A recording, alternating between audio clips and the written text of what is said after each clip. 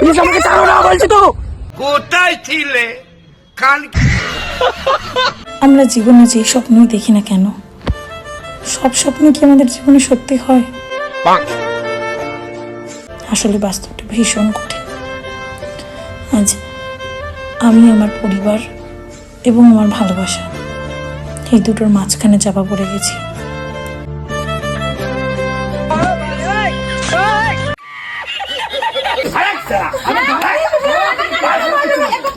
ভাই লিটারালি আমি আগের ভিডিওতেও বলেছিলাম যে কাকা ওকে কেলিও না, ওটা কেটে দাও, ঠিক আছে?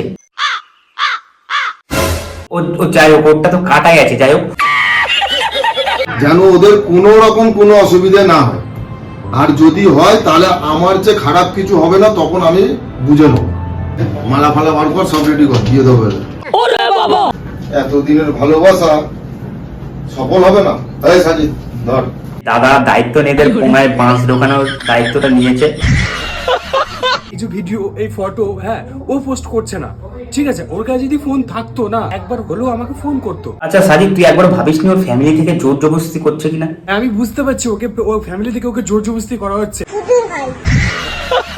তো দেখো, জন্ম মৃত্যু বিয়ে 3 বিধাতা নিয়ে, ঠিক আছে? আর 3 বিধাতার মধ্যে ভাই আমি একজনকে খুঁজে পেয়ে গেছি, যার নাম হচ্ছে ভাই মিস্টার সাজিদ।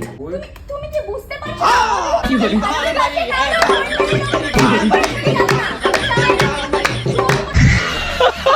ও যারা সাজিদকে চেনো না তাদেরকে একটু ক্লিয়ার করে বলি, সাজিদ হচ্ছে আমাদের বাংলার একটা বড় প্র্যাঙ্ক স্টার, মানে ছোটখাটো প্র্যাঙ্ক স্টার, ঠিক আছে? যে 4-5টা বিয়ে করে ফেলেছে। তো গাইস ফাইনালি আমরা বিয়েটা করে নেব। I love you. তুমি কোনো রাতে ঘুমোতে পারবে না। জন কমেন্ট করছে আমার নাকি 2টো বিয়ে 3টে বিয়ে। হ্যাঁ, আগের একটা বউ আছে এবং একও বিয়ে করেছি। আর দেখবো সাজিদের নতুন বিয়ে আর প্রিয়াঙ্কার নতুন নাটক। আজ থেকে প্রায় 4 মাস আগে আমি এদের উপর ভিডিও বানিয়েছিলাম, আর ভাই সেখানে আমি জানতাম এরকম একটা নাটক এরা পরবর্তীকালে গিয়ে করবে, ঠিক আছে? সেটাই হয়েছে।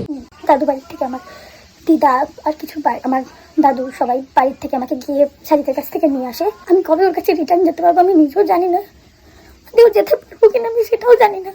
তোমরা একটু হেল্প করো, হয়তো আমার সব কিছু ঠিক হয়ে যাবে। আমার বাড়ির সবাইকে আমি অনেকবার বুঝিয়েছি যে আমি ওকে ছাড়া থাকতে পারবো না, কিন্তু তোমরা তো এর কথাটা বুঝতে পারছো না, এ আলবাল ছাল করে কথা বলছে, ঠিক আছে? আমি একটু ক্লিয়ার করে বোঝাই যে কি বলতে চাইছে। মানে বলতে চাইছে যে সাজিদের কাছ থেকে এর ফ্যামিলির লোক টেনে নিয়ে এসছে, ঠিক আছে? ছিঁড়ে ফিরে নিয়ে এসেছে, টেনে নিয়ে এসছে। আমরা দুজনেই একে অপরের সঙ্গে ভালো ছিলাম, সুখে ছিলাম, কিন্তু তারপরে ফোন কোথায় পেয়েছিস? কে দিয়েছে তোকে ফোন?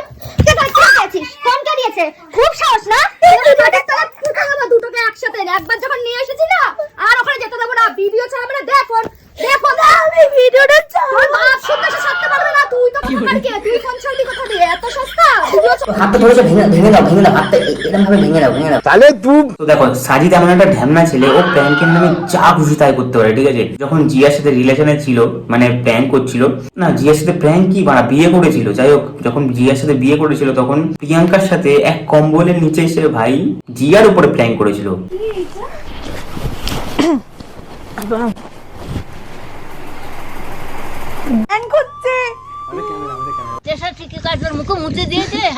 এখন যখন প্রিয়াঙ্কার সাথে রিলেশনে, মানে প্রিয়াঙ্কার সাথে যখন বিয়ে করেছে, যখন প্রিয়াঙ্কার সাথে তোমাদের একটু বুঝতে অসুবিধা হচ্ছে, তো আমি খুলে ক্লিয়ার বলছি, আগে এই কথাটা শুনে নাও। এখন যখন প্রিয়াঙ্কার সাথে রিলেশনে, মানে সিঁদুর ফিঁদুর পড়ানো হয়ে গেছে, তারপরে অন্য একটা মেয়ের সাথে প্রিয়াঙ্কার উপরে সেম ভাই ওই চাদরালা প্র্যাঙ্ক করেছে, মানে বুঝতে পারছো?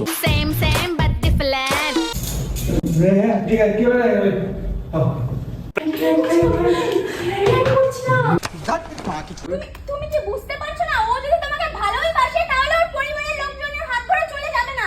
এই মেয়েটাকে চিনতে পারছো না? এই মেয়েটা হচ্ছে সাজিদের নতুন বউ, ঠিক আছে? তো ফাইনালি 4 নম্বর বিয়েটা করে ফেললো। কিছু বলো। বলবো না। ঠিক আছে, একটু এখন রোল প্লে করবে, তারপরে আবার নতুন একজন আসবে, মানে তোমাদেরকে তুতিয়া বানানোর একটা ঠেকা নিয়ে সাজিদ বসে রয়েছে। তো দেখো এখন তোমাদের কাছে আমি জি বাংলা সোনার সংসার থেকে একটা নাটক তুলে ধরছি যেটা অ্যাওয়ার্ড পেয়েছে এই বছর। সেই নাটকটা দেখার পরে তোমাদেরকে ভাই তোমাদের ইচ্ছা হবে যে তোমরাও অ্যাওয়ার্ড দাও ওকে, ঠিক আছে? তো সেই অ্যাওয়ার্ডটা দেওয়ার জন্য তোমরা কমেন্ট বক্সে এসে, হ্যাঁ আমার কমেন্ট বক্সে এসে ওদেরকে অ্যাওয়ার্ড দিতে পারো, ঠিক আছে? বিভিন্ন ধরনের অ্যাওয়ার্ড, যেরকম খান কি ছেলে প্লিজ আমাকে ছাড়ো না বলছি তো, এই কুনাল ধর তো। আমাকে আমার মতো ওকে ডাকতে দাও বলছি তো নাকি? আরে ছোট্ট মেয়ের জন্য তুমি এরকম পাগলামি কেন করছো? হাতটা কেটে ফেলেছো, ডাক্তারের কাছে চলো না। আমি দেখো আমি হাত কাটিনি, দেখো আমি কি করবো আমি কিছু বুঝতে পারছি না। তুই পন মারাগা সে কোথা থেকে আছো, আমি সেখান থেকে তুলে নিয়ে আসবো। তোমার দেখতে পাচ্ছ না যে ছেলেটার এখানে কি অবস্থা? দেখতে তো পাচ্ছি ছেলেটার গান ফেটে গেছে। তাহলে বলছি তোমাকে কত টাকা দিয়েছে আসার জন্য? সবকিছু ভেবে তো নিয়ে চলে গেলেন, একবার ভাবলে না যে এদের কি হবে, এরা বেঁচে থাকবে না মরে যাবে? আরে ভাই ওর বেঁচে থেকেই বা কি হবে, পুরো জীবনটাই তো। হ্যালো হ্যালো হ্যালো, হ্যাঁ প্রিয়াঙ্কা কোথায় আছে? আরে আমি সাজিদ ছক্কা বলছি। আমি সাজিদ বলছি। আরে আমি আমি বলতে চাইছি প্রিয়াঙ্কা কোন হসপিটালে ভর্তি আছে? প্রিয়াঙ্কা না ঘরে আছে না তোমার আপনার কাছে আছে, প্রিয়াঙ্কা আছেটা কোথায়? প্রিয়াঙ্কা গাদার, তাহলে গাদার সাথে ঘুরতে আছে। প্রিয়াঙ্কা কোথায় আছে? প্রিয়াঙ্কার কি হয়েছে আমাকে বল, আমি কিন্তু আমি ঘরে গিয়ে কিন্তু অবস্থা খারাপ করে দেবে, সবারই কিন্তু অবস্থা রেড দিচ্ছে ওরা, ঘরে ঢুকে অবস্থা খারাপ করে দেবে। বুঝতে পারছো কতটা পাওয়ার আর কতটা সোর্স ওর? আসলে কি বলতো, এদের মেন্টালিটিটাই এরকম ভাই, সবার ঘরে ঢোকার অভ্যেস আছে এদের, বুঝেছো? আসলে বাস্তবটা ভীষণ কঠিন। আজ আমি আমার পরিবার এবং আমার ভালোবাসা এই দুটোর মাঝখানে চাপা পড়ে গেছি। কোন দিকে যাব আমি নিজেও বুঝে উঠতে পারছি না।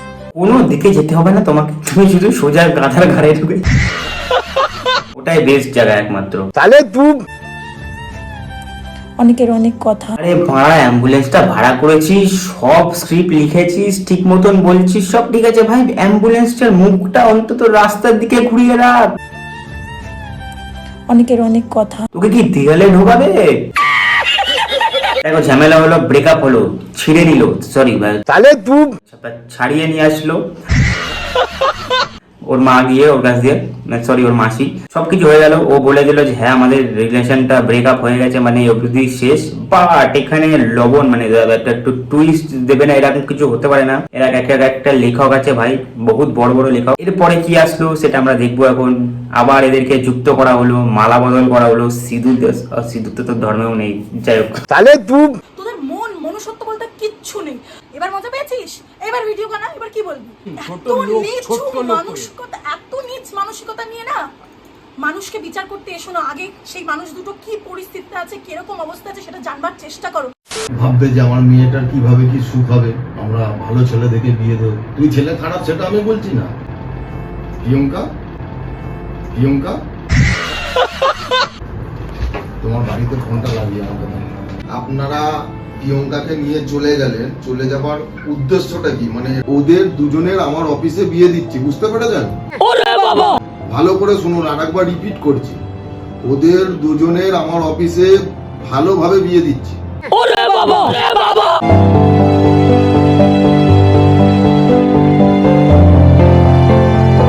Congratulation great successful person. দেখো এখানে বুঝলাম কাকার দায়িত্ব নিয়ে এদেরকে ফোন টোন করে এদের সেটিং করিয়ে দিল একদম বাড়ির সাথে। বাড়ির লোকও এখন মেনে গেল ভাই, কি করে? এর আগে একটু আগে কেলাচ্ছিল, এখন মেনে গেছে।